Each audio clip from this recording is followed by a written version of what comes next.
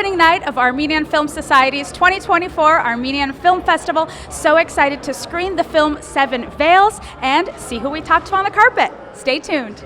Well, it's a family affair tonight. We have Armin, Mary, and little Vartan all here at the Armenian Film Festival. How are we feeling now that the festival is rocking and rolling? We're so excited. We really can't wait. This is everything we've been working on this past year, and we're so happy to all be together with our friends, our partners, our loved ones. It's an amazing feeling. Yeah, you both have done a tremendous job with the festival and with the organizations. Really, this is your second annual festival. What can we expect? Some of the best films, just from all around the world. We have over 30 films. We've got a nice mix of films that have never been screened before, US premieres, LA premieres, some great conversations with some really great filmmakers, some of whom have flown in from different parts of the world, including Armenia. So we can just expect our usual celebration of Armenian film. There you go, and it's so important to have those celebrations and to create more occasions for those celebrations. How important is it to have Armenian representation in film and just more representation in general? It's incredibly important, and that's why we exist, because we need to make sure that we have the proper and accurate representation and make sure that our stories are front and center and being told in authentic ways, and I think this festival is a testament to that. Absolutely. Do you think little Vartan's going to be a film buff like you guys are? We're hoping so. He's starting to go through some movies for the first time, and so we're really excited to see what he thinks. Well, it's amazing that he's here. Thank you for everything you're doing, and we're so excited. Thank you again. I mean, this is great. This festival we're really proud of, and the filmmakers and the talent just never cease to amaze me. So we're really proud of it this year, and we hope that everyone enjoys it as much as we have planning it. So, and thank you for doing this, and thank you for being here as well. Absolutely, it's my honor. I'm so excited. Thank you, guys. Thank you. I'm joined by Liz Tabish, whose film is screening tomorrow night, Between Borders. So excited for the screening of this film. I hear it's also the premiere of it as well. What can you tell us about it? Oh, it's such a beautiful story. It's about an Armenian family. It's based on real life people that will be there at the screening tomorrow.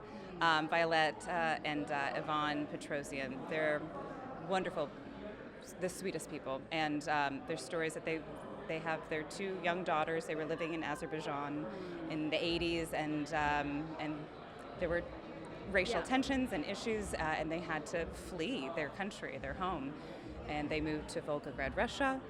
Same types of sort of tension for them there, and they meet a really wonderful missionary, and they're invited to come visit America and tell their story, and they end up applying for asylum in America. So it's a story about immigration. It's a story about family, what it means to be American, and what it means to really hold on to hope and faith when things feel sort of dire.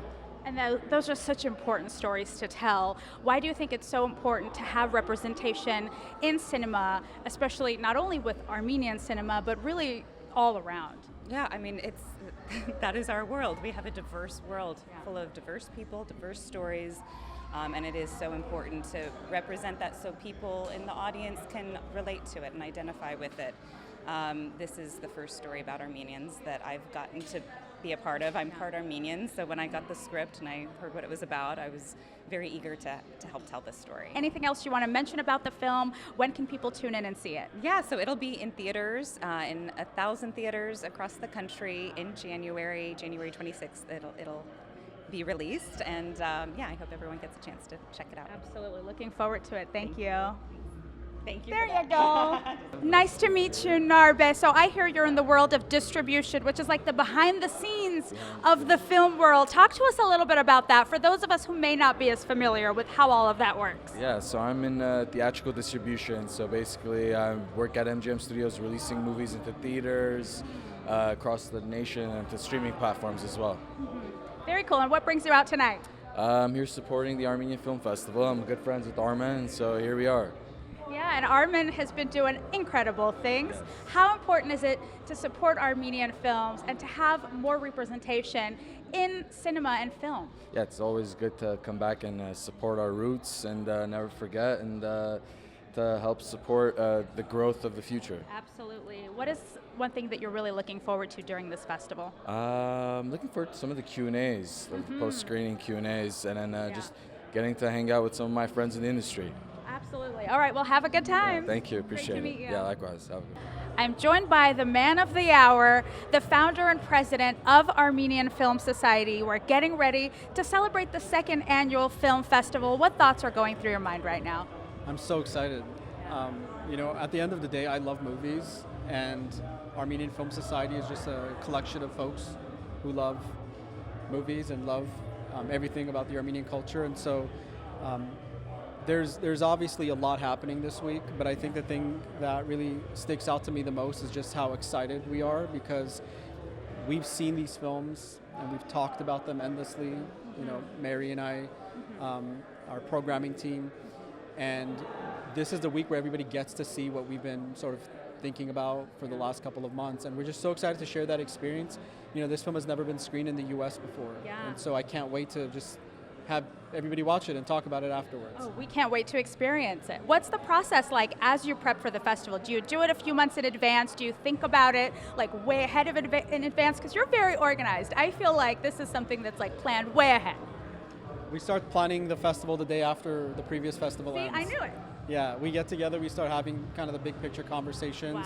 Wow. It's never too early. We're already thinking, a couple years down the road as well. And so, sure, the bulk of the work happens leading up to it. And there's a lot of things, till the films kind of come together.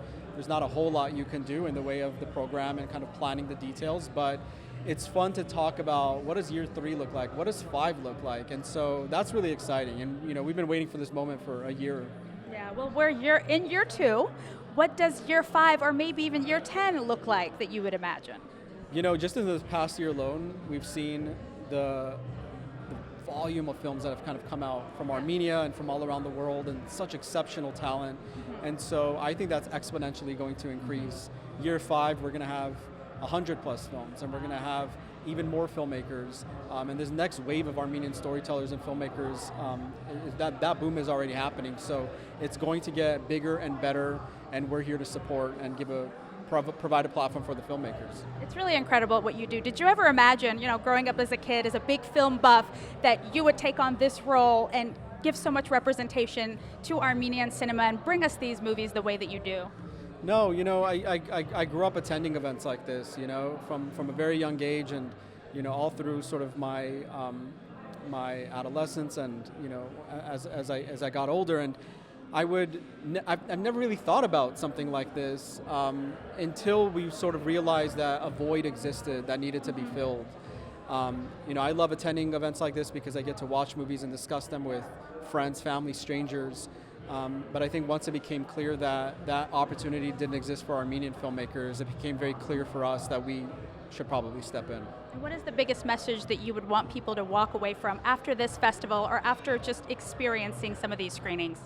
I hope people walk away, maybe their perception slightly has changed of what Armenian cinema is, because I think, it wasn't too long ago when, you'd say Armenian film or Armenian cinema, and you might think of a certain type of film.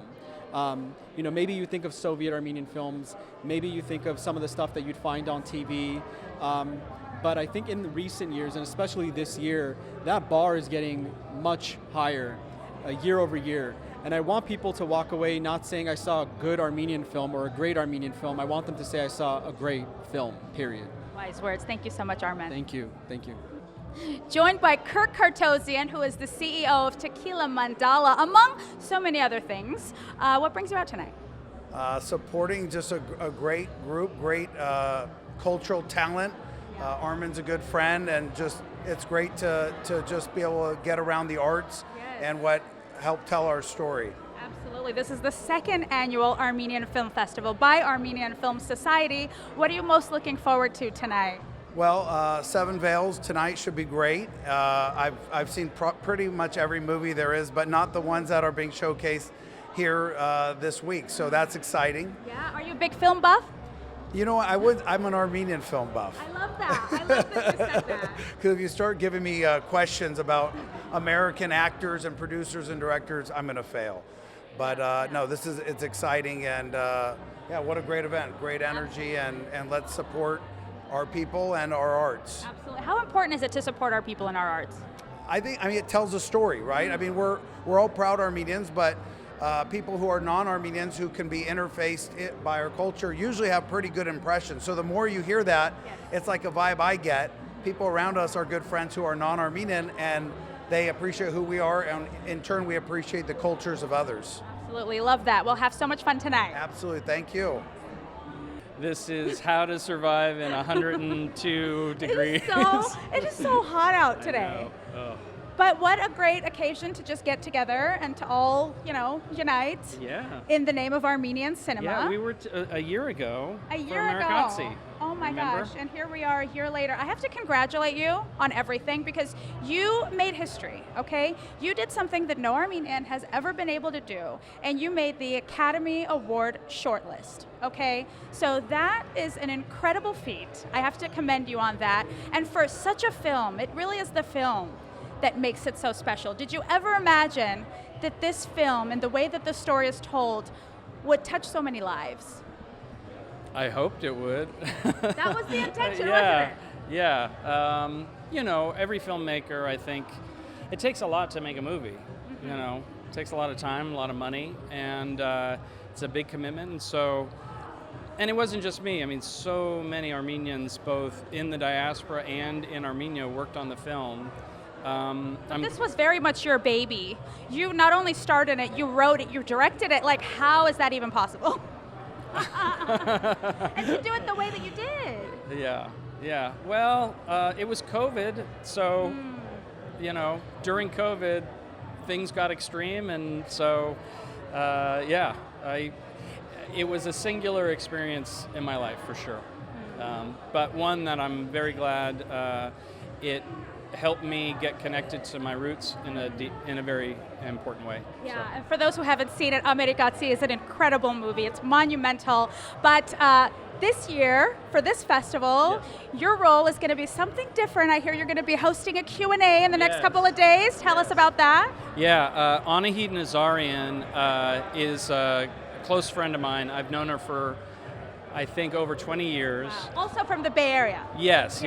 And she's the one who actually originally got me. I didn't know a lot of Armenians growing up, and it was Anahid.